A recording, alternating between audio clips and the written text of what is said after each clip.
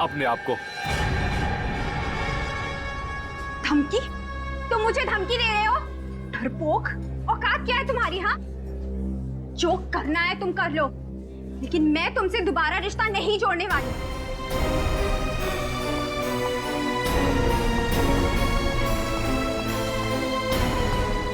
चलो ताशा, घर चलते।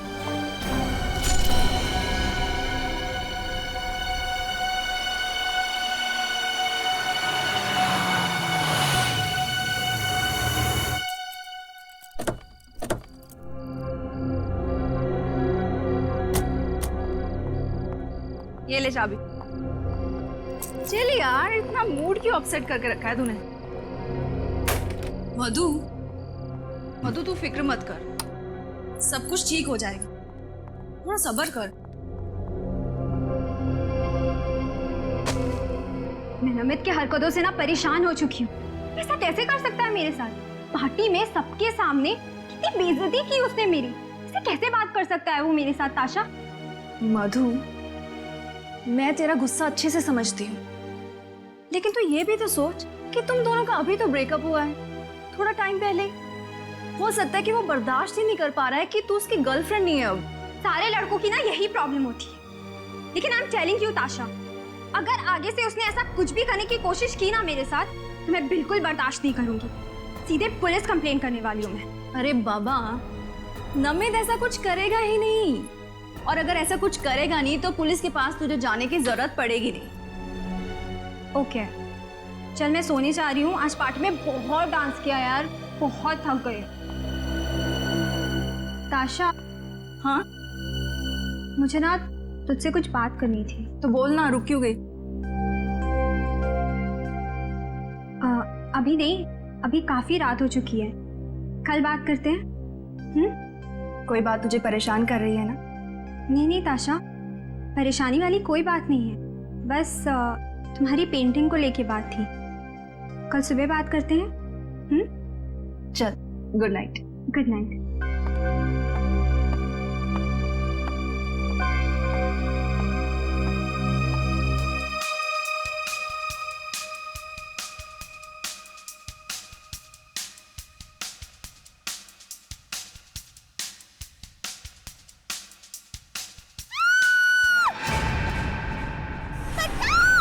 मुझे मत मारो,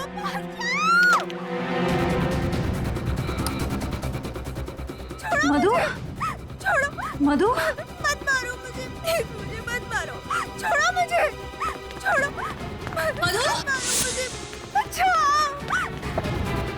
छोड़ो मधु, मुझे, मधु, कोई बचाओ, दरवाजा खोलो, बचाओ,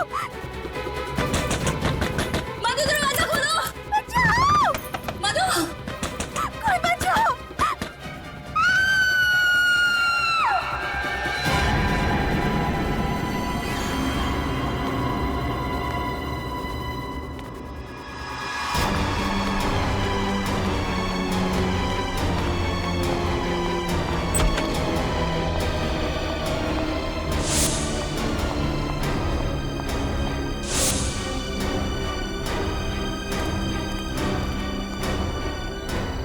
भाई साहब, भाई साहब, क्या हुआ बहन जी? आप इतनी डरी हुई क्यों? प्लीज मेरी मदद कीजिए। मेरे घर में कोई घुसा है। कौन है? क्या हुआ? मुझे नहीं पता, मुझे बिल्कुल नहीं पता, लेकिन उसने मेरी सहेली को मार दिया। क्या खून? प्लीज कुछ कीजिए प्लीज। हमें सीआईडी को फोन करना हुआ, वही ठीक रहेगा। Hello CID. कमरा ऊपर है, सब चौकन्ने रहना।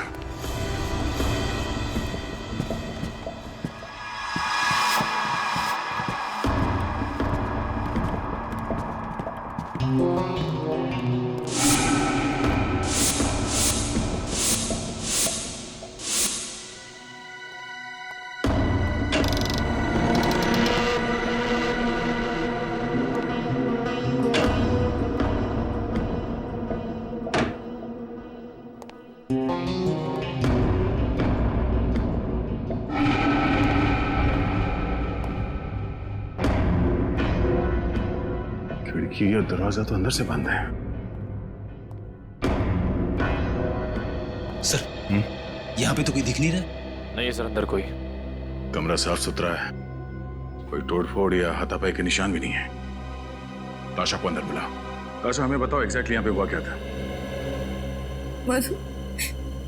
मधु को मार डाला। ये मधु कौन है? मधु मेरी बहुत करीबी सहेली है। हम दोनों नाइट क्लब में पार्टी करने गए थे। 1 बजे के करीब घर लौटे और वो अपने रूम में चली गई और फिर उस पर किसी ने हमला किया। रेडी? बाहर सिक्योरिटी गार्ड से जरा पूछताछ करो। ताशा, आपने हमलावर को देखा? नहीं, मैंने मधु के चिल्लाने की आवाजें सुनी और कि मैं उसको बचा नहीं पाई। पर यहाँ पे तो घर में कोई नहीं था, ऊपर कमरे में कोई नहीं था, कमरे में हाथापाई के कोई निशान नहीं, और मधु भी नहीं। मधु कहाँ गई? ये कैसे हो सकता है? मैंने खुद उसके चिल्लाने की आवाजें सुनी है। मेरा विश्वास कीजिए, मैं सच बोल रही हूँ। अच्छा, मधु पे हमला होने से पहले आपने किसी को घर में आते या जाते देखा? नहीं, मैं हेडफोन्स पहनकर म्यूजिक सुन रही थी। मैंने किसी को आते जाते नहीं देखा। और जब ये सब हुआ तब आप कहाँ थी? म्यूजिक सुनते सुनते मैं यहीं सोफे पर सो गई थी, लेकिन जब मधु के चीखने चिल्लाने की आवाजें सुनी तो मैं उसके कमरे की ओर दौड़ी चली गई, लेकिन दरवाजा अंदर से बंद था। दरवाजा बंद था? मगर जब हम अंदर गए तब तो कमरे का दरवाजा खुला था और कमरे में कोई भी नहीं था। ये कैसे हो सकता है? मैंने खुद उसके चिल्लाने की आवाजें सुनी, और अगर मधु कमरे में नहीं है तो फिर कहाँ है? अच्छा, आप दोनों के अलावा घर में कोई और भी रहता है? जी, एक लड़की और रहती है। कौन है वो और कहाँ है? आलिया, मैं, मधु और वो, हम तीनों रहते हैं। फिलहाल वो छुट्टियां मनाने के लिए मनाली गई हुई है। आपको किसी पे शक है? हाँ। किस पे? नमित पर। ये नमित कौन है? मधु का एक्स बॉयफ्रेंड। और उस पे शक की वजह? पार्टी में नमित और मधु का बहुत बड़ा झगड़ा हुआ था। नमित बहुत गुस्से में था। नमित कहाँ रहता, कुछ मालूम है आपको? जी, विंडफोर अपार्टमेंट्स, 10th फ्लोर। नमित और मधु की फोटो है आपके पास? हाँ है। गुड। निकले, एक काम करो, इस नमित के घर पे जाके पता करो, और श्रेया, नमित और मधु इन दोनों की फोटो सारे पुलिस स्टेशन में भिजवा दो। सर। मधु की जान खतरे में, उसे किसी भी हाल में बचाना होगा। सर, ये नमित तो बड़ा ही चालाक है सर। सर, पहले इसने मधु को किडनैप किया और अब हमारे आने की भनक लगते ही भाग रहा है। पूर्वी बच के जाएगा कहाँ ही? एक बार हमारे हाथ लग जाए, इसकी बारात निकालते हैं। सर, वो तो केआर रोड की तरफ मुड़ गया। क्या? कितनी दूरी पे? सर, करीबन 100 मीटर। सर सिग्नल इसी तरफ बता रहा है, इसी रोड पर। सर, बस आगे ही। सर, यहाँ से राइट।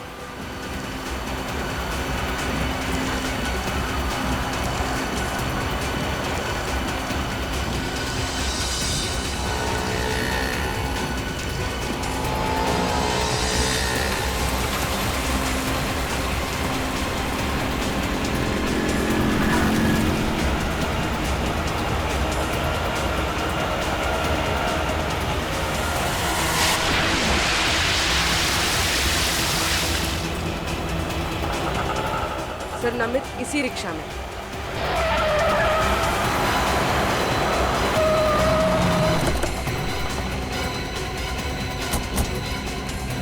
बादल, ये क्या बदतमीजी है? सीआईडी से हम लोग। बोल, मधु को क्यों किडनैप किया था? मधु किडनैप हो चुकी है? कब ऑफिसर? अनजान बनने का नाटक बंद कर। मधु तेरी गर्लफ्रेंड थी ना? बता, कहाँ छुपा कर रखा उसे? हाँ, मेरी गर्लफ्रेंड थी, लेकिन मैंने उसे किडनैप नहीं किया। तो फिर उसको पार्टी में चाकू दिखाकर धमकी क्यों दी तूने? बोल। हाँ, लेकिन मेरा विश्वास करो, मैं उससे सच्चा प्यार करता हूँ। हमारे बीच कुछ गलतफहमी हुई थी। और इसी गलतफहमी की वजह से तूने उसे किडनैप कर लिया। बोल, कहाँ छिपा के रखा है उसे? और उसके घर क्यों गया था तू? हाँ, मैं गया था, पिछले दरवाजे से गया था उसे समझाने के लिए, लेकिन वो घर पे नहीं थी। तो फिर चोरी से उसके घर में घुसने की क्या जरूरत है? पीछे के दरवाजे से? हाँ? क्योंकि ताशा मुझे पसंद नहीं करती है, इसके लिए मैं उसके सामने नहीं जाना चाहता था। तो ताशा ने तुझे देखा कैसे नहीं? घर के बाहर वो किसी आदमी से बात कर रही थी और मैं चुपके से निकल गया। मतलब तुम्हारे वहाँ जाने से पहले ही मधु गायब हो चुकी थी? हाँ सर, मैंने कुछ नहीं किया, मेरा यकीन करो। तो फिर तू भाग क्यों रहा था? मैं भाग नहीं रहा था, मैं तो मधु से मिलने नासिक जा रहा था, क्योंकि उसकी मम्मी डैडी नासिक में ही रहते हैं। आपको विश्वास न हो तो मेरे टिकट देख लीजिए सर।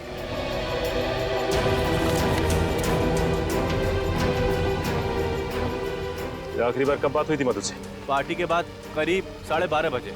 आप चाहो तो मेरा फोन चेक कर सकते हो। क्या बात हुई थी तुम्हारी? बात नहीं हो पाई थी। फोन ताशा ने उठाया था और उसने कहा मधु सो रही है। ये बात मुझे अजीब लगी, इसमें अजीब लगने वाली क्या बात है? क्योंकि मधु अपनी गाड़ी किसी को चलाने देती नहीं है। देखो, जब तक ये केस सॉल्व नहीं हो जाता तुम ये शहर छोड़कर नहीं जाओगे, समझे?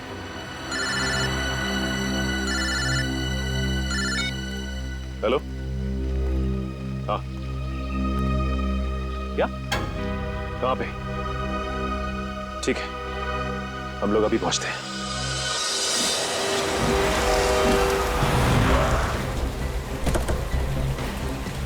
Hello sir. आपने फोन किया था? जी सर। लाश कहाँ पे? सर इस तरफ। सर ये तो मधु है। पूर्वी, बड़ी बेरहमी से चाकू मारा गया इसे, खून अब तक बह रहा है। सर मैं आज इधर से निकल रहा था तो मैंने इस लड़की की लाश देखी सर। सर कितनी बेरहमी से मारा गया सर इसे।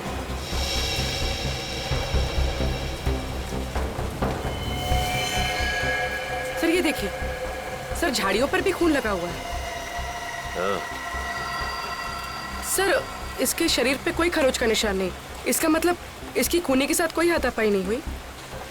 हाँ पूर्वी, यही तो कमाल की बात है कि इसने अपने आप को बचाने की कोशिश क्यों नहीं की? कहीं भी कोई खरोच के निशान नजर नहीं आ रहे।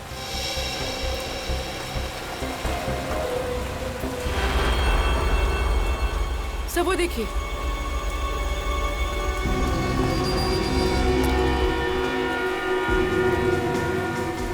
सर ये चाकू, सर इतना सारा खून बहा है और यहाँ पर ये चाकू मिला है। इसका मतलब इस लड़की को यहीं मारा गया है। हो सकता है पूर्वी, ये चाकू तो आम चाकू है जो किचन में इस्तेमाल किया जाता है। सर हो सकता है खून ने ये चाकू मधु के घर से उठाया हो सकता है पूर्वी। एक काम करो, इस चाकू और लाश को फॉरेंसिक भिजवा दो।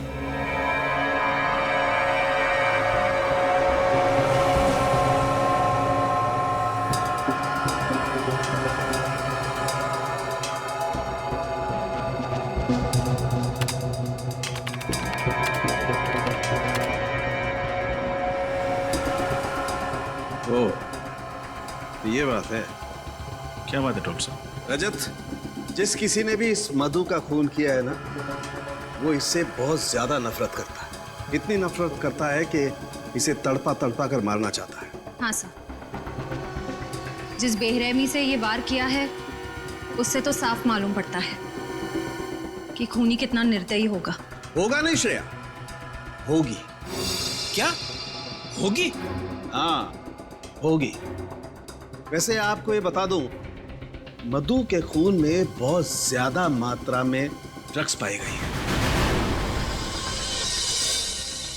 मतलब सालू के साहब, मधु को ड्रग्स लेने की आदत थी? लेकिन सर जब हमने मधु के दोस्तों से पूछताछ की तो उन्होंने कहा कि मधु को ऐसी कोई आदत नहीं थी। फिर तो एक ही गुंजाइश है, किसी ने धोखे से मधु के ड्रिंक्स में ड्रग्स मिला दिया। बिल्कुल बिल्कुल। और उसके बाद ये मधु इस हालत में ही नहीं थी कि अपने ऊपर वार करने वाले से बचाव कर सके। डॉक्टर साहब, इस चाकू से मधु का खून किया गया। इस पर उंगलियों के निशान किसके हैं? मुजरिम कौन है? गवाह भी वही, मुजरिम भी वही। क्या ताशा ने ही मधु का खून किया? ये कैसे हो सकता है सर? ताशा ने खुद हमें फोन करके बुलाया था। कैसे हो सकता है नहीं मालूम है, लेकिन इस चाकू से मधु का खून हुआ है और इस चाकू पर ताशा की ही उंगलियों के निशान है। मतलब ताशा ने हमसे झूठ कहा, अपने आप को बचाने के लिए भोलेपन का नाटक किया और इल्जाम लगा दिया नमित पर। लेकिन ताशा मधु का खून क्यों करेगी? इसका जवाब तो ताशा ही देगी, उसे देना ही होगा।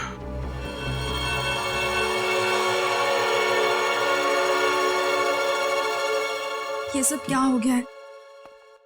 मधु को तो सब पसंद करते थे ना।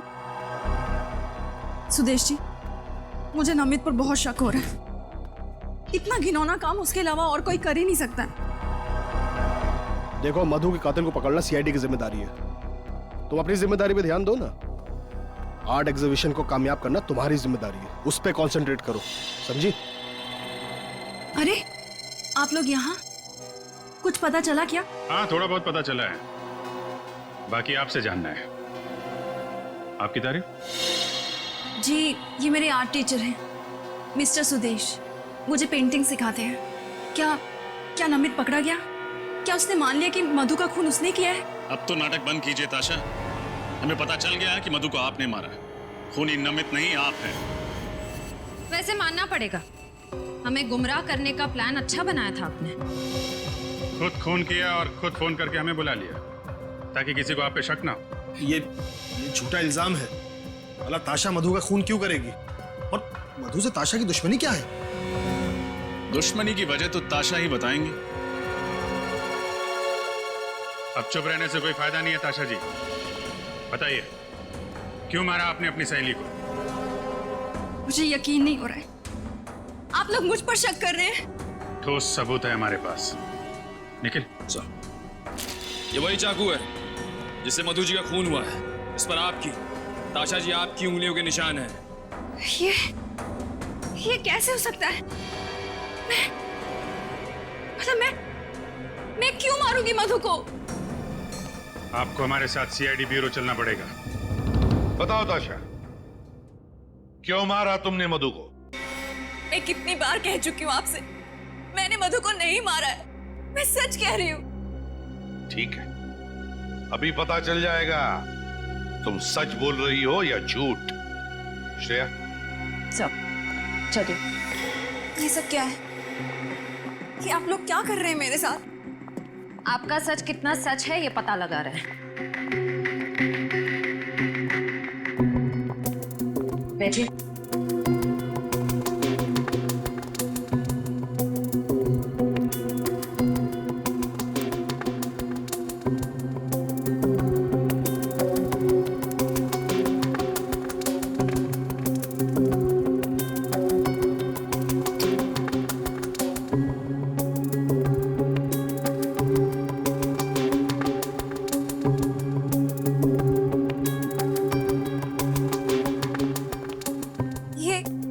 क्या कर रहे हैं आप लोग? ताशा, हम तुम्हारी पॉलीग्राफ टेस्ट करेंगे। इस टेस्ट से सच और झूठ का फर्क पता चलता है।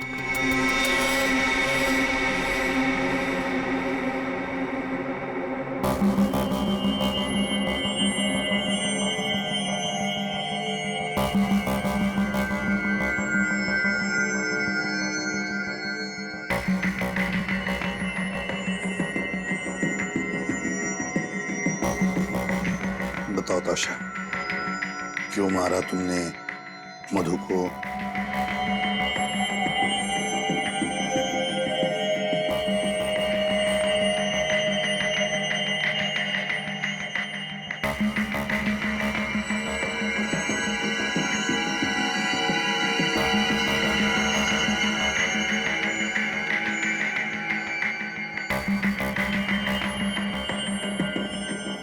क्या तुमने वाकई मधु को नहीं मारा?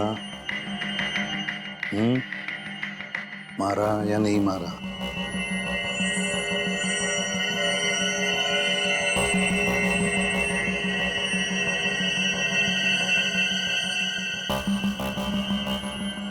बताओ ताशा, क्या तुमने मधु का खून किया?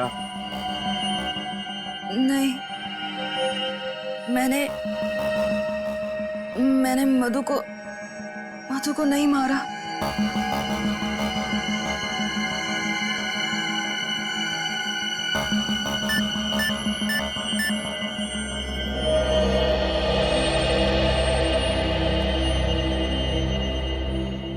आश्रय, सर, ताशा सच बोल रही है। जाने दो इसे। सर, इस टेस्ट ने तो और भी उलझा दिया। अब क्या करें? हाँ सर, अजीब बात है, सारे सबूत इसके खिलाफ हैं, फिर भी ये बेकसूर है। ये कैसे हो सकता है सर? सचिन, कॉलोनी के वॉचमैन ने बताया कि ये दोनों मतलब ताशा और मधु रात के 1 बजे एक साथ लौटी। हाँ सर, और ताशा ने हमें तकरीबन 1:30 बजे फोन किया। एग्जैक्टली। मतलब सर, ताशा के पास सिर्फ आधे घंटे थे मधु का खून करके वापस आने के लिए। ताशा ने फोन किया हमें रात के 1:30 बजे। अब मधु की लाश जहां पर मिली है वो ताशा के घर से 20 मिनट की दूरी पर मिली, तो आने जाने में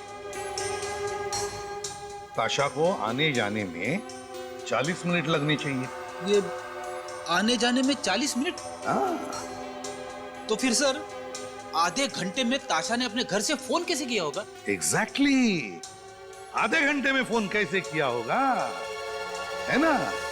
इसका एक ही मतलब है कि कोई तो है जो ताशा को फंसाने की कोशिश कर रहा है मधु के खून के जुर्म में।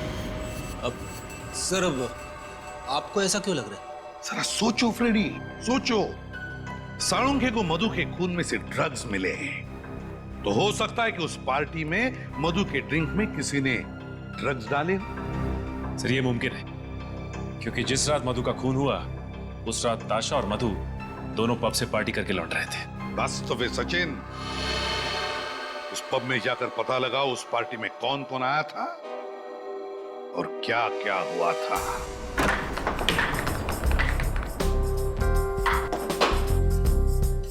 क्या बात है सीआईडी यहाँ? कहीं कोई परमिशन का पंगा तो नहीं है? एक्सक्यूज मी, क्या बात है मिस्टर मैनेजर? हमें देख के आप खुश नहीं हुए हैं? नहीं सर, ऐसी तो कोई बात नहीं है, पर आप लोग यहाँ और हमारे पास ड्रिंक्स की परमिशन है, और सर हमारे क्लब में तो इमोरल ह्यूमन ट्रैफिकिंग भी नहीं होती। ये सब कुछ हम जानते हैं मैनेजर साहब, लेकिन एक केस के सिलसिले में कुछ पूछताछ करनी थी आपसे। कैसी पूछताछ सर? कल आपके क्लब में एक ऑफिस पार्टी हुई थी, हमें उस पार्टी की गेस्ट लिस्ट देखनी है। Just minute sir.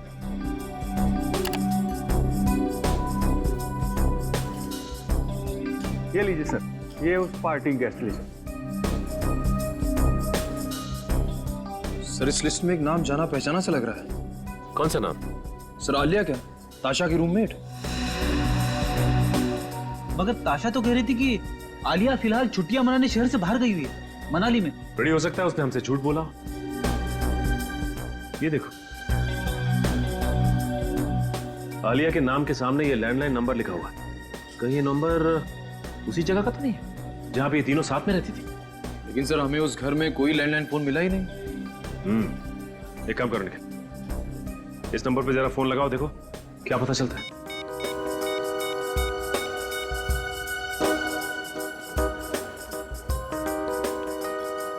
सर ये नंबर सेवा में नहीं है। नंबर सेवा में नहीं है? कोई बात नहीं निखिल, टेलीफोन एक्सचेंज से पता करते हैं कि ये आलिया रहती कहाँ है।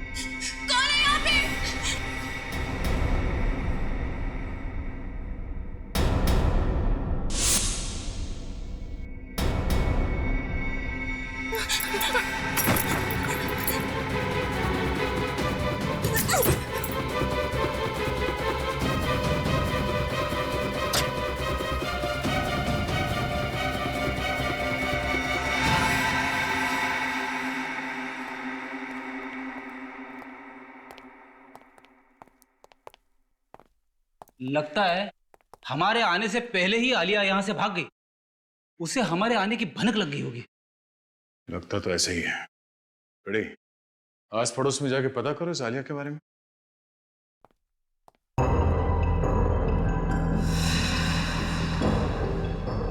आलिया, आलिया, ये सारे पेंटिंग्स आलिया ने बनाए?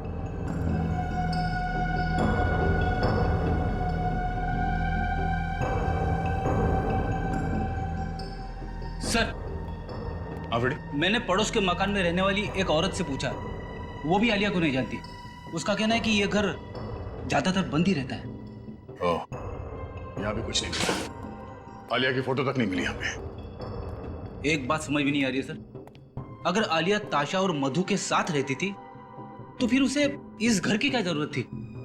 तो क्या वो यहाँ पे पेंटिंग के लिए आती थी? और अगर आलिया यहाँ पे नहीं रहती थी तो उसने वहाँ नाइट क्लब के गेस्ट रजिस्टर में यहाँ इस घर का नंबर क्यों लिखा?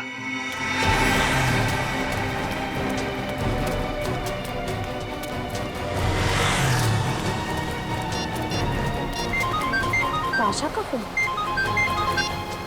हाँ ताशा, मुझे बहुत डर लग रहा है, कोई मुझे मार देगा।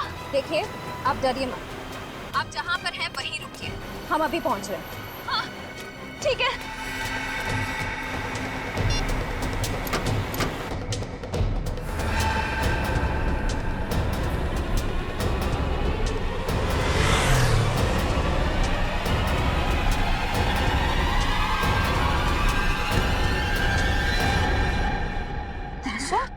मैं डरो मत।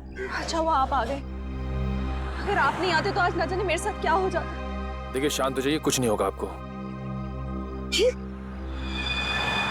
आपको इतनी चोट कैसे लगी? चलिए हमारे साथ। कहाँ? हॉस्पिटल और कहाँ? चलो। लेकिन अगर खूनी मुझे मारने के लिए वहाँ पे आ गया तो? घबराइए मत, कुछ नहीं होगा आपको। हॉस्पिटल में आपकी सुरक्षा का पूरा इंतजाम किया जाएगा। आइए चलिए, आइए। ड्रेसिंग का सामान लेके आओ। हेलो डॉक्टर साहब, ताशा की तबीयत कैसी है अब? इनकी हालत बहुत खराब थी, इसलिए पहले मैंने इनको नींद का इंजेक्शन दे दिया है।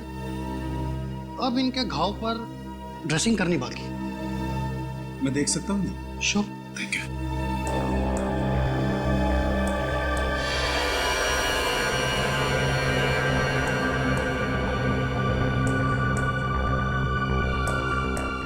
सर लगता है आलिया ने हमला किया ताशा पर। नहीं सचिन, मैं दावे के साथ कह सकता हूं कि ये चोट आलिया की वजह से नहीं आई है। ये चोट ताशा को खुद की वजह से आई है। मतलब? मेरे को समझा नहीं। सचिन, या तो ताशा ने अपने आप को किसी चीज से मारा है या फिर कोई और वजह है, जैसे ये कहीं गिर गई या ताशा गिरी या फिर ताशा को गिराया गया। ये तो ताशा के घर जाने के बाद ही पता चलेगा कि इस घाव की वजह क्या है। अच्छी तरीके से तलाशी लो घर की।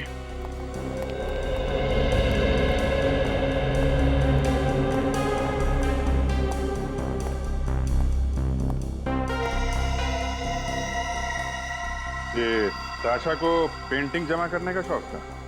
Yes sir. सर ये देखिए, क्या है इसमें? ताशा के पेंटिंग स्कूल के सर्टिफिकेट्स हैं, लेकिन किसी भी सर्टिफिकेट में डी ग्रेड से अच्छा ग्रेड नहीं मिला है। इसका मतलब ताशा कुछ खास पेंटिंग्स नहीं बनाती थी। सर ताशा की मेडिकल रिपोर्ट्स और ये डॉक्टर का प्रिस्क्रिप्शन। और सर शायद ये दवाइयाँ भी ताशा की हैं। Doctor Shekhar psychiatrist? ताशा को दिमाग की बीमारी थी। डॉक्टर शेखर से मिलना पड़ेगा। डॉक्टर शेखर, आपकी एक पेशेंट है, मिस ताशा, याद है आपको? ताशा? बिल्कुल, लेकिन बात क्या है? कुछ प्रॉब्लम है उसे? ऐसा ही कुछ समझ लीजिए डॉक्टर साहब। वैसे डॉक्टर साहब, ताशा को बीमारी क्या है? Split personality disorder. एक ही इंसान में दो रूप। पिछले 1 साल से मैं उसका इलाज कर रहा हूँ और बीच में उसकी हालत काफी अच्छी होने लगी थी, लेकिन क्या डॉक्टर साहब? पिछले 3 महीनों से उसका मानसिक संतुलन कुछ ज्यादा ही बिगड़ता जा रहा है। उसे फिर से दौरे पड़ने लगे हैं और वो अपने आप को आलिया समझने लगी है। क्या? आलिया? जी हाँ, ताशा का काल्पनिक रूप। क्या मतलब आलिया नाम की कोई लड़की है ही नहीं, ये ताशा की कल्पना है? जी हाँ। डॉक्टर साहब, आप कह रहे थे कि पिछले 3 महीनों से ताशा की हालत और भी खराब होती जा रही है, क्यों? यही तो मुझे भी समझ में नहीं आ रहा है, क्यों? क्योंकि ताशा पिछले 3 महीनों से वही दवाइयाँ खा रही है जो पिछले 1 साल से खाती आ रही है। तब तो डॉक्टर साहब ये भी मुमकिन है कि आप गलत दवाइयां देकर ताशा की बीमारी का फायदा उठा रहे हैं। भला मैं अपने पेशेंट के साथ ऐसा क्यों करूंगा? मैं डॉक्टर हूँ, कोई क्रिमिनल नहीं। डॉक्टर साहब, अगर आपकी दवाई खाकर ताशा की तबीयत खराब हुई है तो आपकी तबीयत खराब होने में भी ज्यादा वक्त नहीं लगेगा।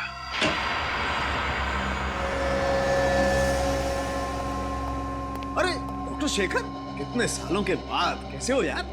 बहुत परेशान हूँ। क्यों, क्या हुआ? एसीपी को लगता है कि मैंने ही गलत दवाइयाँ ताशा को दी है। हमारे पास सबूत है सर। सबूत? हाँ सबूत, फ्रेडी।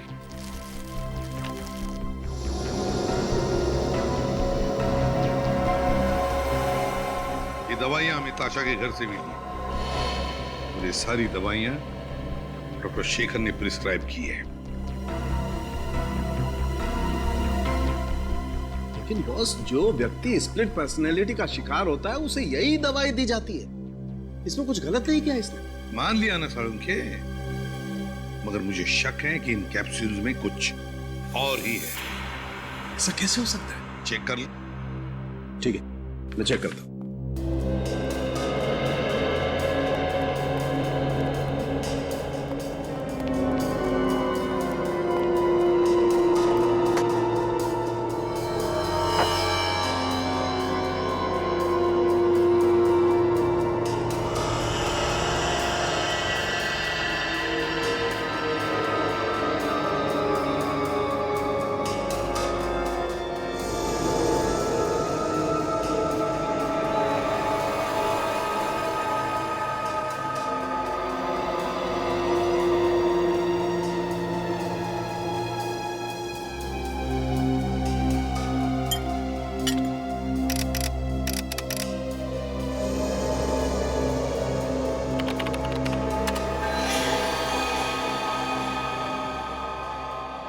गॉड, ये तो हैवानियत है। और इस कंपाउंड से तो ताशा की हालत और ज्यादा बिगड़ जाएगी। मतलब मेरा शक सही है? सालूम के मुझे नहीं मालूम इस कैप्सूल के अंदर की सही दवा को बदलकर ये दवाइयां किसने डाल दी। मैं मानता हूँ कि मैंने ही ताशा को ये प्रिस्क्रिप्शन दी थी, लेकिन मैंने ये दवाइयां नहीं बदली। तो फिर कौन कर सकता है ये?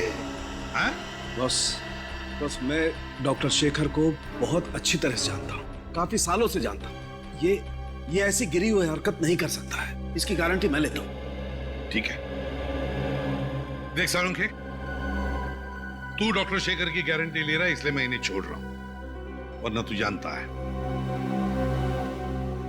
डॉक्टर शेखर जी, जब तक हमारी तहकीकात पूरी नहीं होती आप ये शहर छोड़कर कहीं नहीं जाओगे, प्लीज। जी। स्प्लिट पर्सनालिटी,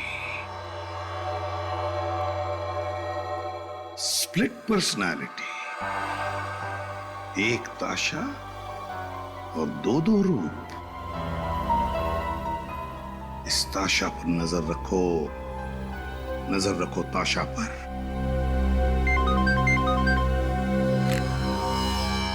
एसीपी प्रद्युमन, क्या?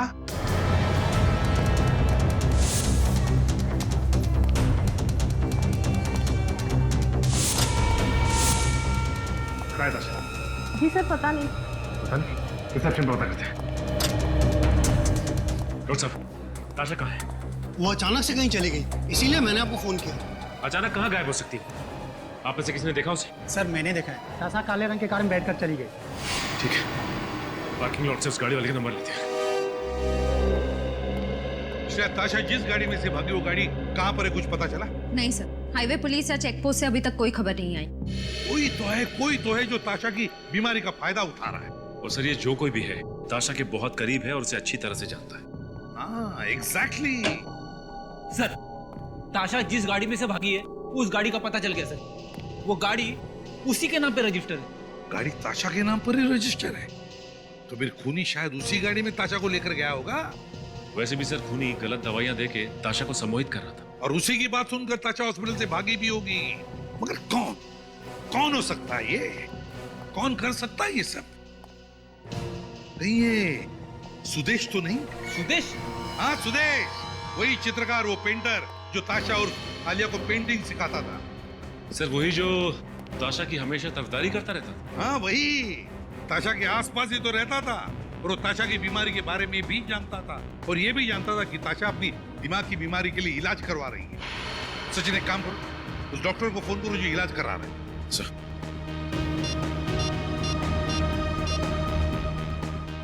हेलो, हाँ डॉक्टर शेखर, मैं सीआईडी से इंस्पेक्टर सचिन बोल रहा हूँ। अच्छा ये बताइए कि ताशा जब आपके यहाँ इलाज के लिए आती थी तो क्या वो अकेली आती थी या साथ में भी कोई आता था? अच्छा ठीक है, थैंक्स सर। हाँ, ताशा के साथ हमेशा सुदेश आता था। सुदेश। हेलो एसीपी प्रतिमा, पता चल गया कहां पर है गाड़ी? Thank you. ताशा की गाड़ी का पता चल गया। गाड़ी जीबी गेस्ट हाउस पर खड़ी है। GB guest house. तुम क्यों हॉस्पिटल से मुझे यहाँ लेकर आए हो? क्या चाहते हो तुम?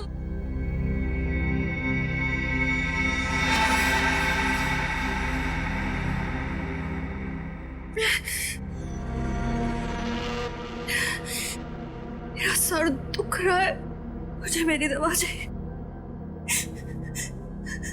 मुझे मेरी दवा।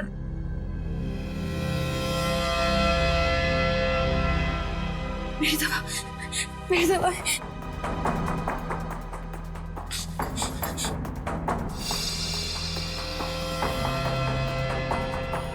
यही दवाई खाती हो ना तुम? लेकिन आज तुम्हें ये गोली नहीं मिलेगी। आज मैं तुम्हें दूसरी गोली दूंगा।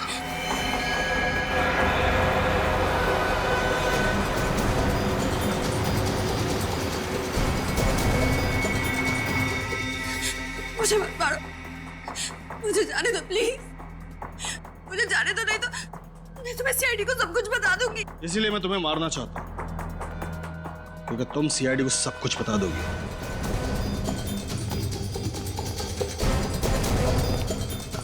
कहाँ है? इस कमरे में से। वैसे तुम मेरे लिए वो सोने का अंडा देने वाली मुर्गी हो जिसे मैं मारना तो नहीं चाहता, लेकिन तुम अब मेरे लिए खतरा बन चुकी हो, और मैं खतरे में जीने का आदी नहीं हूं। तो अब जेल में जीने की आदत डाल लो, क्योंकि अब वही तुम्हारा ठिकाना है। ना ना ना इंस्पेक्टर, ये कदम भी आगे बढ़ाए ना तो ताशा की खोपड़ी में गोली डाल दूंगा। ताशा को तो हम बचा लेंगे, तुम अपनी सोचो। मेरी जीवन रेखा बहुत लंबी इंस्पेक्टर, तुम क्या तुम्हारे बच्चे मुझे नहीं पकड़ पाएंगे। और गोली नहीं, छोड़ो उसे। आगे मत बढ़ना इंस्पेक्टर, वहीं खड़े रहो, वहीं खड़े रहो, ना गोली मार दूंगा इसके। तुम गलत कर रहे हो, तुम जा नहीं सकते यहाँ से। वहीं खड़े रहो इंस्पेक्टर। जाने दो, जाने दो, जाने दो प्लीज।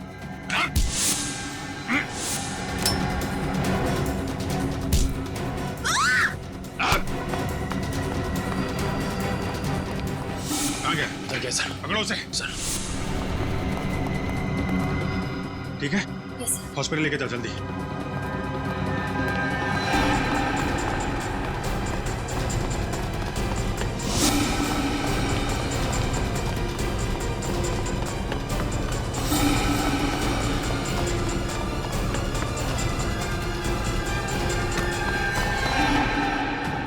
कहाँ भाग रहे हैं?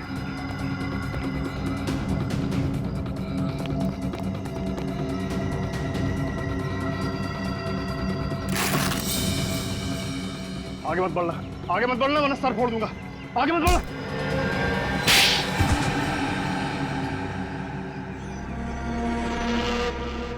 क्यों मारा मधु को तुमने?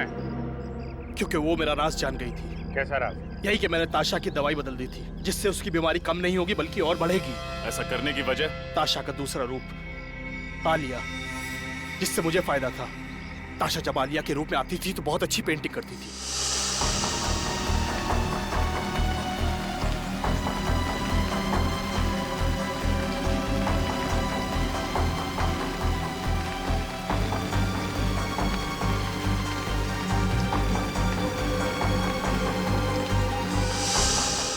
जिसे मैं बेचकर लाखों रुपया कमाता था। ताशा को स्प्लिट पर्सनालिटी की बीमारी है, ये तुम्हें कैसे पता चला? एक दिन उसके सर में दर्द उठा और मैं उसे डॉक्टर के पास लेकर गया। तब मुझे उसकी स्प्लिट पर्सनालिटी के बारे में पता चला। लेकिन ताशा को तुम पे शक नहीं हुआ? नहीं, बिल्कुल नहीं। ताशा को मैंने यकीन दिला दिया था कि मधु आलिया उसके साथ रहती है। बहुत लंबी जीवन रेखा है ना तुम्हारी, काफी लंबा समय गुजारना पड़ेगा तुम्हें जेल की सलाखों के पीछे, अगर फांसी नहीं हुई तो।